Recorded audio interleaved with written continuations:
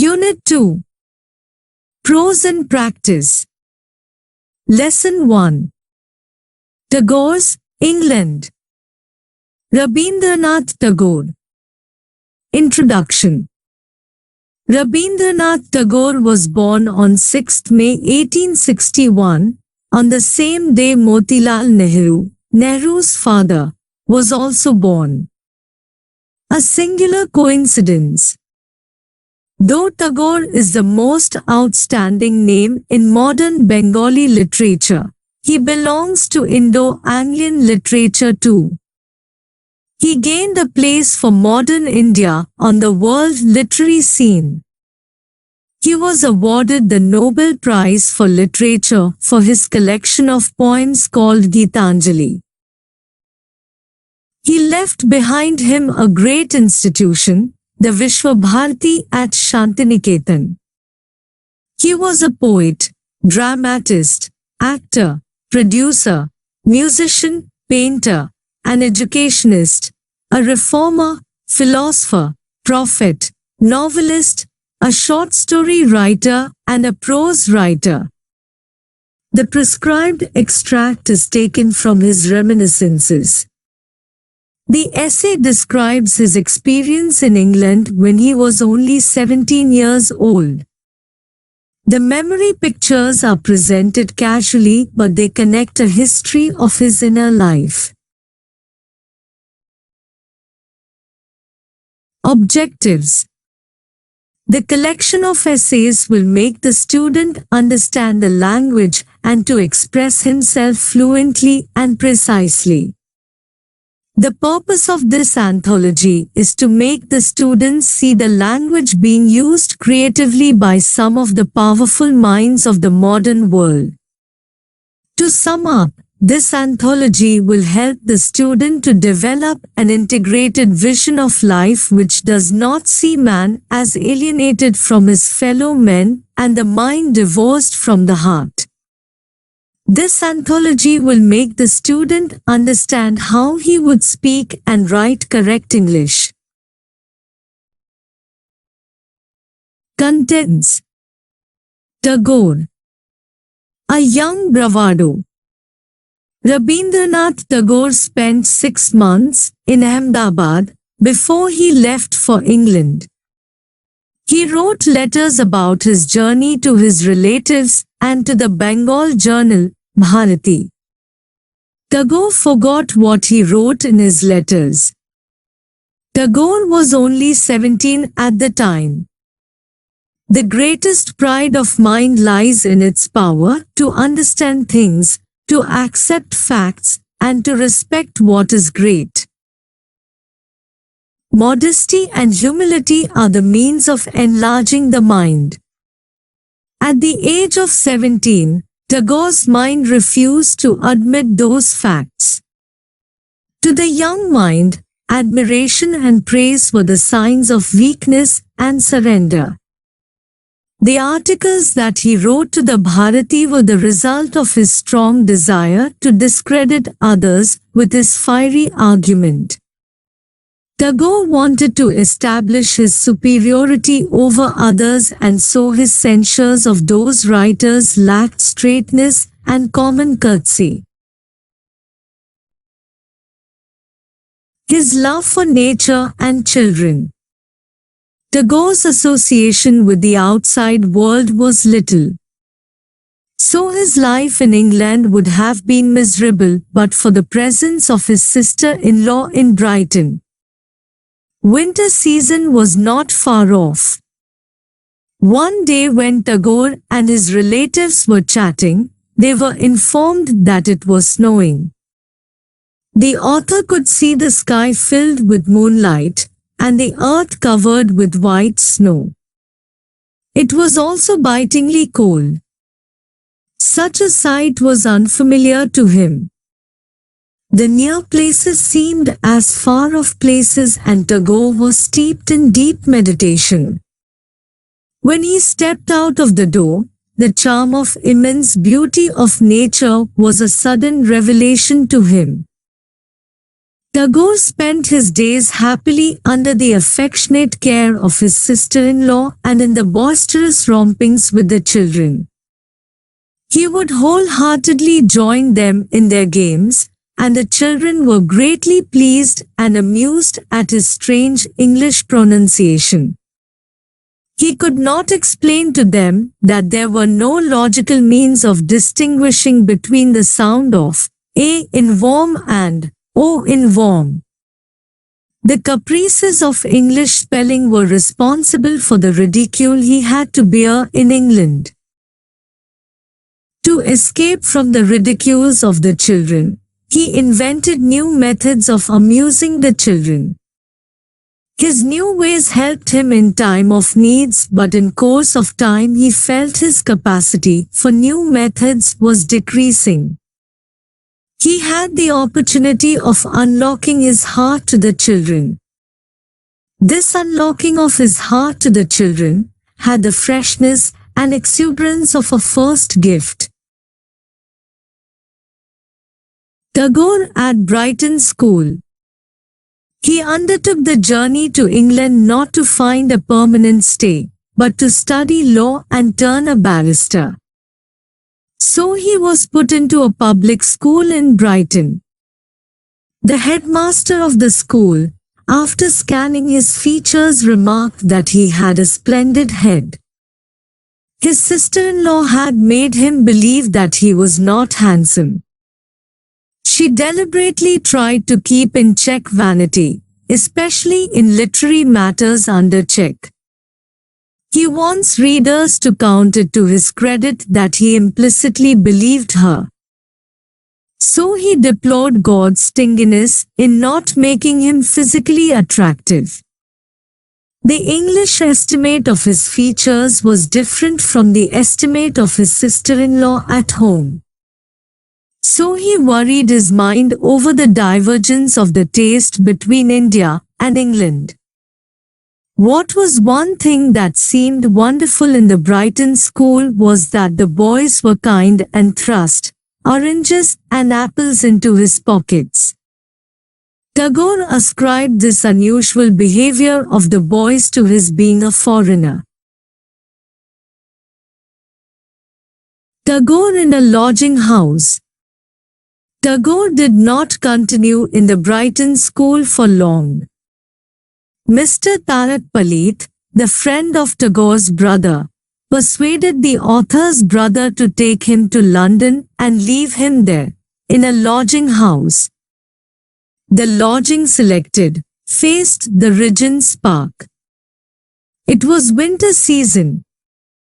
The row of trees, with their thin snow-covered branches, stood staring at the sky. There were no leaves on the trees. Such a sight chilled his very bones. For a stranger, London is a cruel place in winter.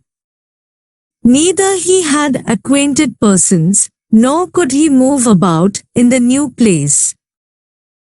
Sitting alone in his room, he was reminded of his childhood days in Calcutta. Through the window, he could see the turbid sky, the light lacking luster, and the horizon that shrunk upon itself. The sight that presented itself through the window was desolate and dreary. His room was not well furnished, but there was a harmonium which he used to play during night hours. Indians, slightly acquainted to him, would come to see him. When even the slightly acquainted took leave of him, Tagore felt like engaging them in conversation for some more time. Tagore felt homesick when he was in London. Tagore with his tutor. A lean man with his worn-out dress came to teach him Latin. The gaunt figure of the man might be compared to the naked trees, and he, gaunt figure, could withstand the grip of winter. Tagore does not know the age of the man, but he, the man, appeared older than his years. While teaching, he would be at a loss for a word. He was considered a crank at home. He had become possessed of a theory. His theory was that one dominant idea manifested in every society in all parts of the world. The idea may take different shapes under degrees of civilization, but the theory is, at bottom, one and the same. The new theory is not taken from one by another, because the truth holds good, even where there is no conversation among persons. His mind was obsessed with the idea of gathering and recording of ideas of facts to prove his theory. His family was in poverty. His daughters had no respect for his theory and they were upbraiding him for his infatuation. When Tagore could see in his face that a new idea has struck in his mind, Tagore would begin the discussion on the subject. When he was in gloomy mood, he refused discussion on Latin grammar. The author felt keenly for the Latin teacher, and learning Latin was only a pretense, but yet author could not get rid of him as long as he was at the lodging. When the author offered to settle the dues of his Latin tutor, he refused to accept the payment, for he did nothing and only wasted the author's time. Only with great difficulty the author got his Latin tutor to take his fees. The Latin tutor was convinced of his theory that the minds of men are connected by deep-lying continuous medium. Any news is secretly communicated to the other. Mr. Barker and his wife. Then, Tagore was put under the care of one Mr. Barker, who prepared students for their examinations. There was nothing attractive about the house. Mr. Barker could find pupils because pupils had no chance of making their own choice. It was painful to think of Mrs. Barker, who tried to console herself with a pet dog. When Mr. Barker wanted to punish his wife, he tortured the dog, and this led to the enlargement of her sensibility for the dog. His poetic instincts. His sister-in-law sent for him from Torquay, in Devonshire. Tagore was too glad to run off to her. Tagore's joy knew no bounds to see the hills there, the sea, the flower-covered meadows, the shade of the pine trees, and the children of his sister-in-law. His eyes were surfeited with beauty and his mind was saturated with joy, but there was no call of poetry to him. To fulfill his poet's destiny, he sallied forth along the rocky shore. The place he selected was of undoubted beauty. There was a bit of rock reaching out over waters, the sunny sky slept to its lullaby, the pine trees spread their shadows. It is here that Tagore composed his poem, Magnetri, the Sunken Boat. The author humorously states that had he sunk it into the sea, he would call it a good poem. But the poem does exist, though it is not published. The possibility of its publication was not completely ruled out. Tagore's admiration for Mrs. Scott's family. Tagore was called back to London, and this time he found refuge in the house of Dr. Scott. The two young daughters of Dr. Scott had gone off to their relative's house as they were afraid of Tagore. They turned up to their home only when they learnt that Tagore was a man of noble qualities. Tagore received heartfelt kindness from all the members of the family of Mrs. Scott, who treated him as her son. Indians believe that an English wife is not devoted to her husband as an Indian wife is. What struck the author in Mrs. Scott's house in London was that human nature is the same everywhere. Mrs. Scott was typical of an Indian wife and was devoted to her husband. She would arrange her husband's armchair and woolen slippers before the fire with her own hands. With the help of her only maid, she would scrub and polish attics, kitchen, the brass rods on the stairs, and the doorknobs and fittings. Apart from all the domestic routine, she had to attend not only to many calls of social duty, but she also would join with enthusiasm in the evening readings and music of the family.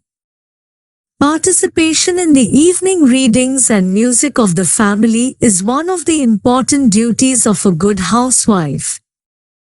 Mrs. Scott would never forget what her husband liked and the behavior which pleased him. She attended to every detail of her husband's wants herself. The qualities of Mrs. Scott. Tagore would join the girls of the family in table-turning séances.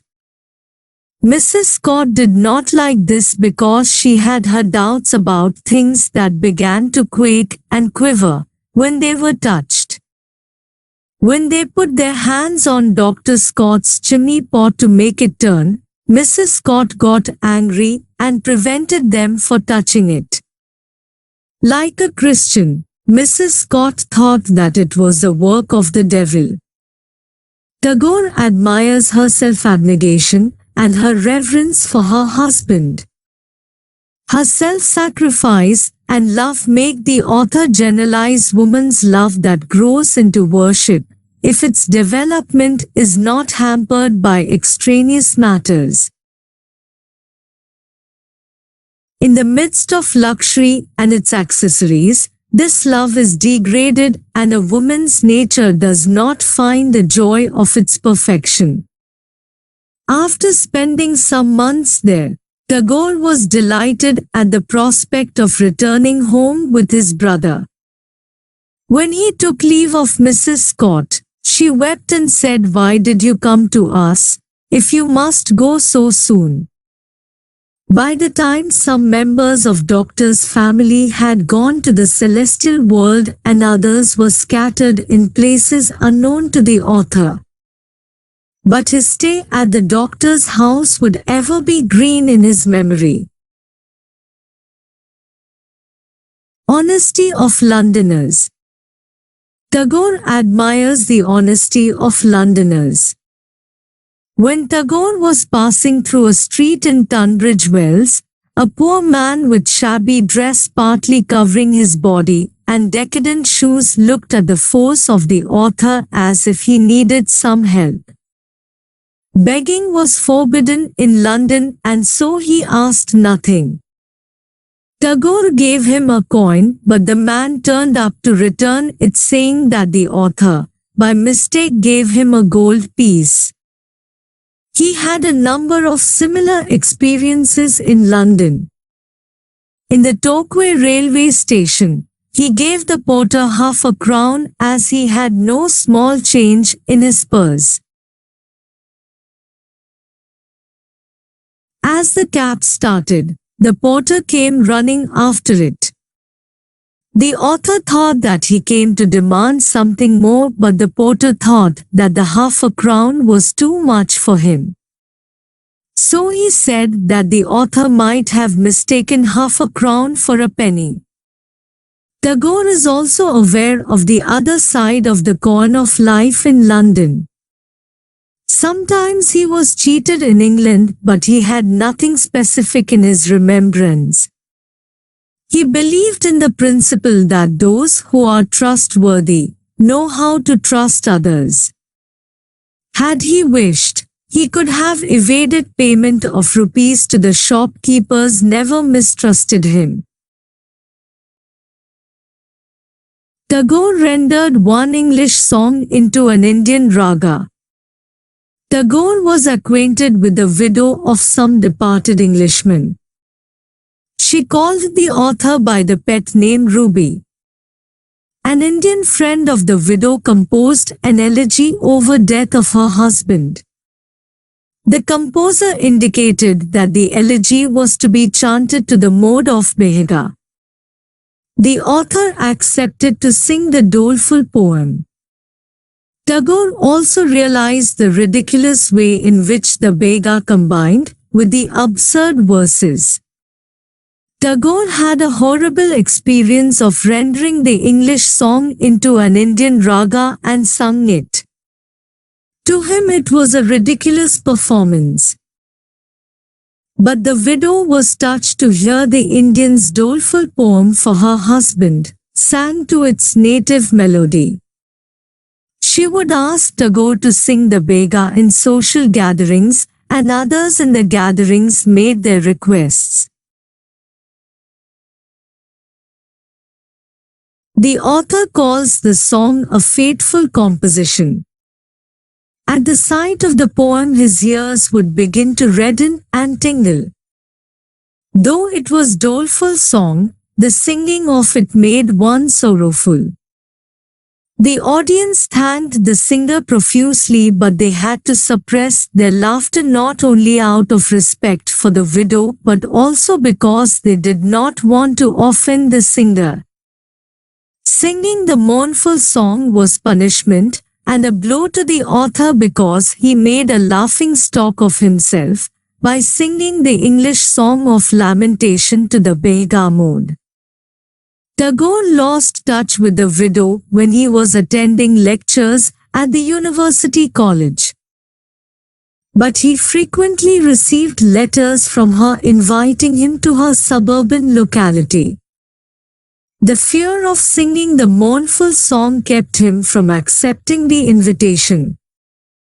He received a pressing telegram from her and his stay in England was also coming to its close, so he decided to meet her before he left England. Tagore's train travel. The author went straight to the railway station, and the station he was bound for was the terminus of the line. It was a horrible day, bitterly cold, snowing and foggy. Tagore had seated himself comfortably reading a book. The passengers got down at their destinations. Then when the train stopped again, there was nobody seen or any lights on platform. But the author went on reading his book. When the train moved backwards, Tagore criticized the railway for its eccentricity.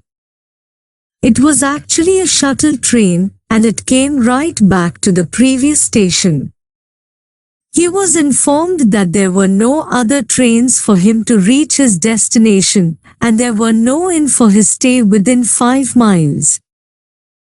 He had his breakfast at 10 in the morning and had nothing else since.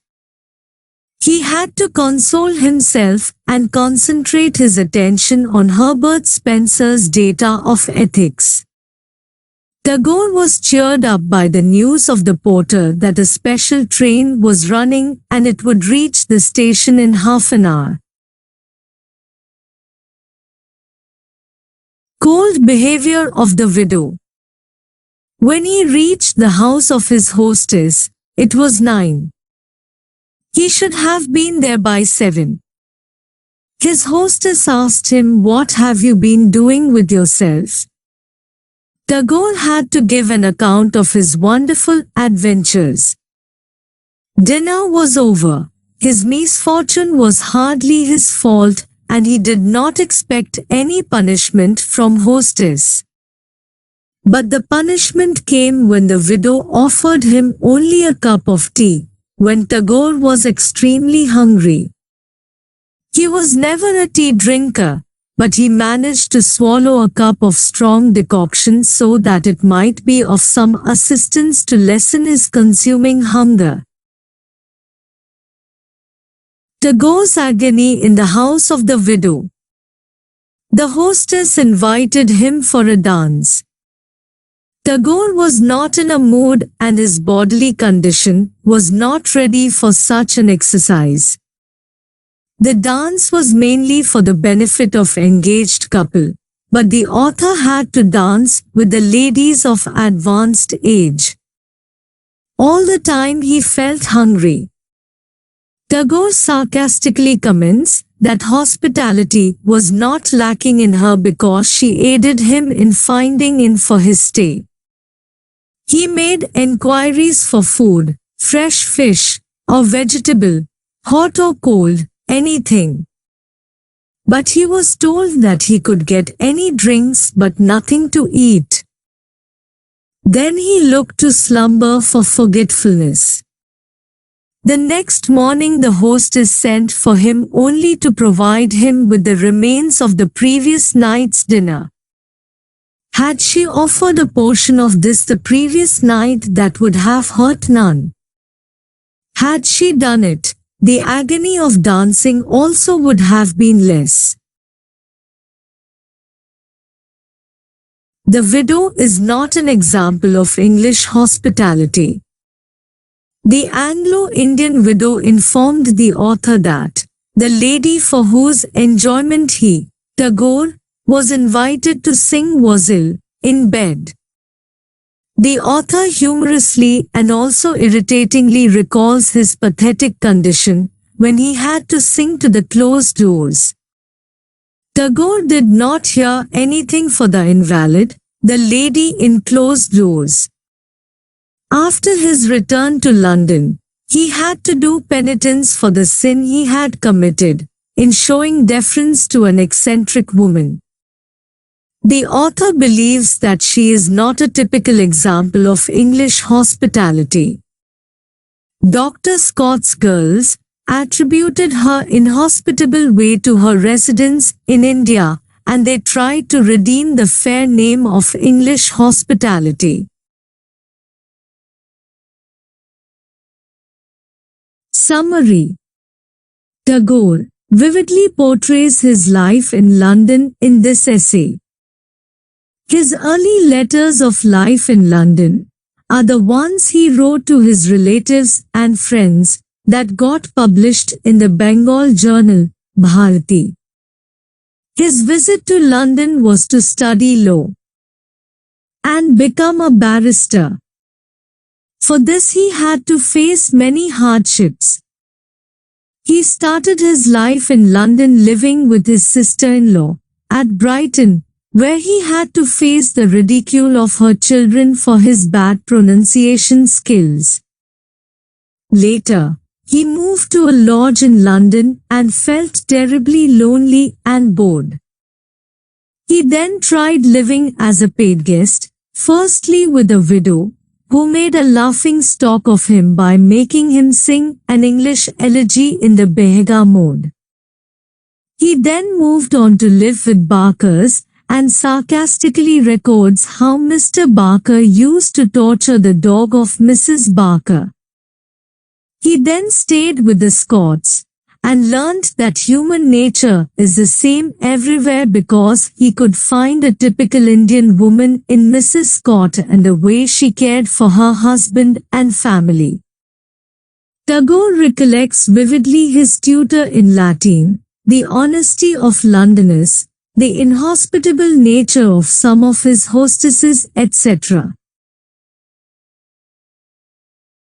Thank you for watching. If you found this video helpful, please like, subscribe and share.